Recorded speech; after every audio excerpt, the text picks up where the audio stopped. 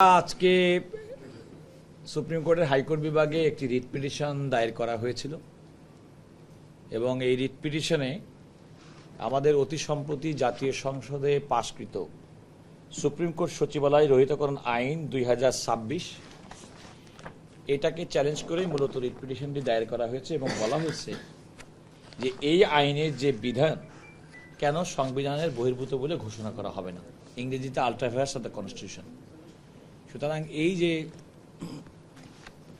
রহিতকরণ আইন সেটা কেন সংবিধান বহির্ভূত বলে ঘোষণা করা হবে না মর্মে একটা রুল চাওয়া হয়েছে এবং ওনারা একটা অন্তর্বর্তীকালীন আদেশ চেয়েছিলেন যে সুপ্রিম কোর্ট সচিবালয় যেটি গঠিত হয়েছিল একটা অধ্যাদেশের মাধ্যমে, সেটা 11ই ডিসেম্বর 2025 থেকে শুরু হয়েছিল, সেটা ব্যাপারের জন্য একটা স্থিতাবস্থা বজায় থাকে, মেইনটেনিং স্ট্যাটাস কো, সেটা ওনারা চেয়েছিল।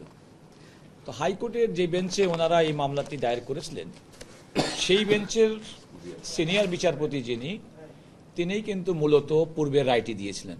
আপনারা জানেন যে আমাদের সংবিধানের 116 অনুচ্ছেদ সেটাকে চ্যালেঞ্জ করে একটা রিট পিটিশন দায়ের হয়েছিল। সেই রিট পিটিশন দায়েরের ফলশ্রুতিতে আলটিমেটলি 72 সালের যে সংবিধানে যেভাবে বিধান ছিল সেই বিধানটা কিন্তু আলটিমেটলি ফিরে এসেছে বলে ওই রায়বাদে বলা আছে। কিন্তু রায়ের একটা উল্লেখযোগ্য অংশ হচ্ছে, এই রায় যখন দেওয়া হয়েছিল যিনি অথর যাচ্ছিলেন, অর্থাৎ যে রায়টি সিনিয়র বিচারপতি যিনি ছিলেন, আজকের মামলাটাও একই বিচারপতির আদালতে ওনারা মুভ করার চেষ্টা করেছেন। কিন্তু মূল যে রায়, যেটা ইতিপূর্বেকার যে রায়ের ভিত্তিতে সুপ্রিম কোর্ট সচিবালয় প্রতিষ্ঠা করা হয়েছিল, সেখানে কিন্তু সেই রায়টি কিন্তু চূড়ান্ত নিষ্পত্তিকৃত রায় নয়। এই কারণে নয় যে তখন মাননীয় বিচারপতিগণ মামলা রায় দিয়েছেন ঠিকই, কিন্তু আমাদের সংবিধানের 103 অনুচ্ছেদ অনুযায়ী একটা সার্টিফিকেট দিয়েছেন। সার্টিফিকেট দেওয়ার অর্থ হচ্ছে যে সেটা সরাসরি আপিল বিভাগে আপিল হিসেবে চূড়ান্ত নিষ্পত্তি হবে এবং এই চূড়ান্ত নিষ্পত্তি না হওয়া পর্যন্ত আমাদের পক্ষ থেকে বক্তব্য, আমি অ্যাটর্নি জেনারেল হিসেবে বক্তব্য রেখেছি, যে বলেছি যে যেহেতু ম্যাটারটা সুপ্রিম কোর্টের আপিল বিভাগে এবং আপিলের দায়েরের প্রক্রিয়া আমাদের এই অফিসের পক্ষ থেকে প্রক্রিয়াধীন রয়েছে, সুতরাং ওটা নিষ্পত্তি না হওয়া পর্যন্ত এই মামলাটা শুনানি করা উচিত হবে কিনা। তবে আদালত নিজেও এক্ষেত্রে উল্লেখ করেছেন যে তিনি যেহেতু এই মামলার পূর্বের রায় প্রদানকারী এই বিচারপতি, যদিও বেঞ্চের এখন আরেকজন বিচারপতি পরিবর্তন হয়েছে, উনিও এই ব্যাপারে একটা কিছুটা দ্বিধাদ্বন্দ্বের মধ্যে ছিলেন। তো আসলে আমাদের পক্ষ থেকে আমি আদালতকে যে কথা বলেছি যে নতুন ডেমোক্রেটিক গভর্নমেন্টের যাত্রা শুরু হয়েছে এবং কিছু কিছু আশঙ্কার কথা পিটিশনারের পক্ষ থেকে বলা হচ্ছিল, সেক্ষেত্রে আমি বলেছি যে আমরা কেন সব কিছুতে নেতিবাচকভাবে দৃষ্টিভঙ্গি দেখছি। কারণ যে রহিতকরণ আইনের মধ্যে বলা আছে আরও অধিকতর যাচাই বাছাই করা হতে হবে। এই অধিকতর যাচাই বাছাই অর্থ তো এটাও হতে পারে যে সুপ্রিম কোর্টের আপিল বিভাগের চূড়ান্ত নিষ্পত্তি পর্যন্ত তারা দেখতে পারে। এবং আমাদের পক্ষ থেকে আমরা বলেছি যত দ্রুত সম্ভব আমরা পূর্বের রায়টির বিরুদ্ধে আমরা আমাদের আপিল দায়ের করব।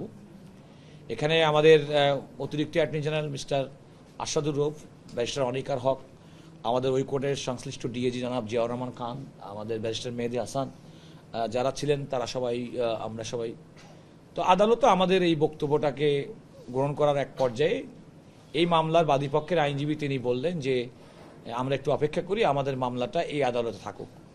যদিও আদালত প্রথম দিকেই আসলে মামলাটি লিস্টে রাখার ব্যাপারে অত বেশি আগ্রহী ছিলেন না, বাট আমাকে যখন জিজ্ঞাসা করেছে আমি বললাম যে আপনারা কোন মামলা লিস্টে রাখবেন কি রাখবেন না সেটা এক্সক্লুসিভলি আপনাদের ব্যাপার, কোর্টের জুডিশিয়ারি ব্যাপারে আমি কোনো মন্তব্য করতে চাই না। আদালত বললেন যে মামলাটা আমাদের লিস্টে থাকবে এবং তারা আপিল বিভাগে আলটিমেটলি যে আমরা যে আপিল দায়ের করব সেই আপিলের নিষ্পত্তির মাধ্যমে আলটিমেটলি বিষয়টি সুরা হবে। আরেকটি কথা আমি আদালতকে বলেছি যে দেখেন এই রায়টি ঘোষিত হয়েছে, প্রকাশিত হয়েছে আলটিমেটলি 7ই এপ্রিল। তো আজকে যখন আপনাদের সঙ্গে যখন কথা বলছি তখন আমাদের তারিখ হচ্ছে আজকে 20শে এপ্রিল, তার মানে 13 দিন সময় আমাদের মামলার প্রায় প্রস্তুতি আমাদের আপিল দায়েরের ক্ষেত্রে। আর এই রায়টি যখন ইনিশিয়ালি হয়েছিল তারপরে কিন্তু এই সুপ্রিম কোর্ট সচিবালয় অধ্যাদেশটি জারি হয়েছিল এবং সংবিধানের 93 অনুচ্ছেদ অনুযায়ী পার্লামেন্টে কোনো অধ্যাদেশ হলে কিভাবে সেটা ডিল হবে সেটাও কিন্তু সংবিধানের বিষয়টা আমি আদালতের সামনে উপস্থাপন করেছি। আদালত বাদীপক্ষের আইনজীবী তার বক্তব্য শুনেছেন, আমার বক্তব্য শুনেছেন, উপস্থিত ব্যারিস্টার অনিকার হক তিনিও সেখানে বক্তব্য রেখেছেন। এখন আদালতের কাছে মামলাটি তাদের কার্যতালিকায় অন্তর্ভুক্ত থাকবে এবং আমরা আমাদের প্রক্রিয়া আমাদের পক্ষ থেকে সুপ্রিম কোর্টের আপিল বিভাগে আপিলের যে প্রক্রিয়া সেটা আমরা যত দ্রুত সম্ভব আমরা এটা সম্পন্ন করব। আপিল কবে নাগাদ করবেন? এটা আমরা বলেছি যত দ্রুত সম্ভব, কারণ আমরা আপনি খেয়াল করে দেখবেন আপিলের রায়টি কিন্তু আমরা পেয়েছি গত 9 এপ্রিল। 9 এপ্রিল আজকে আমরা যখন কথা বলছি তখন আমাদের তারিখ হচ্ছে 20 তারিখ, আমরা 11 দিন পর্যন্ত সময় পেয়েছি। আমরা মোটামুটি প্রস্তুতি করে ফেলেছি, কারণ এই রায়টি হওয়ার প্রকাশের সঙ্গে সঙ্গে আমাদের অ্যাটর্নি জেনারেল অফিস আমরা নিজেরা বসেছি, আমরা নিজেরা এগুলো নিয়ে গবেষণা করেছি। এই মামলার এই রায়ের মধ্যেকার পক্ষ বিপক্ষে কোন সমস্ত বিষয়গুলো আছে সেগুলো আমরা চিহ্নিত করেছি। আমাদের কতগুলো ডেডিকেটেড ডিএজি এজি যারা এর জন্য কাজ করেছে, ওই পূর্বের মামলার শুনানির সময় যে সমস্ত ডিএজি এজি যারা দায়িত্ব পালন করেছেন, ব্যারিস্টার মেহেদী হাসান দায়িত্ব পালন করেছেন, তিনিও কিছু ইনপুট দিয়েছে। সব কিছু মিলে আমরা যতদূর সম্ভব আমরা আশা করছি যে এটা আমরা আপিলটা দায়ের করতে সক্ষম হব।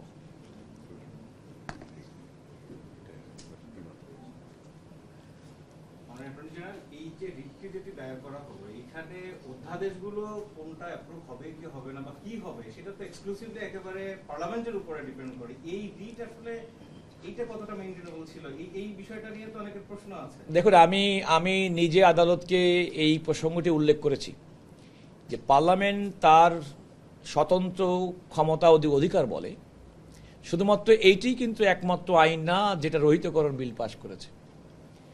আইনি এবং সাংবিধানিক প্রক্রিয়ায় আরও কয়েকটি অধ্যাদেশ পাশও যেমন হয়েছে, উপস্থাপিত বাতিলও হয়েছে, রহিত হয়েছে।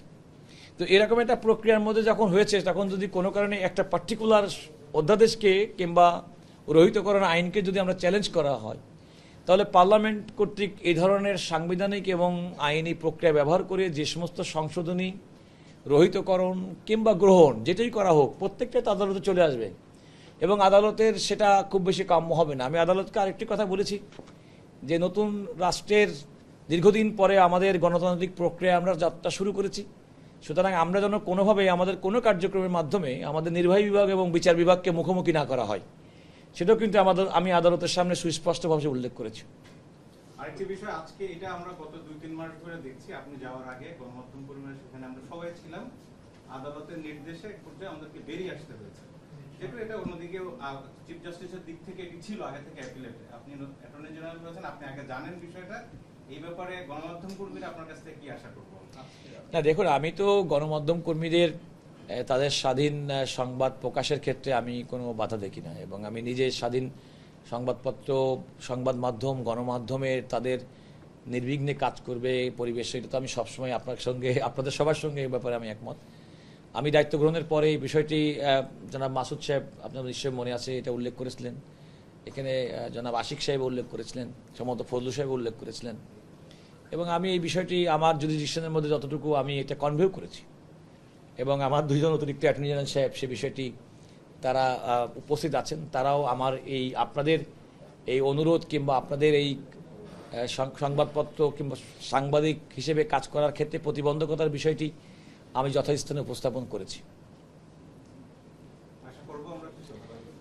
দেখুন, আমার তো বাংলাদেশে তো সব কিছু নিয়ে আমরা আশা নিয়ে আসি, আশা তো করতেই হবে, আশা ছাড়া মানুষ বাঁচবে নাকি। Thank you very much.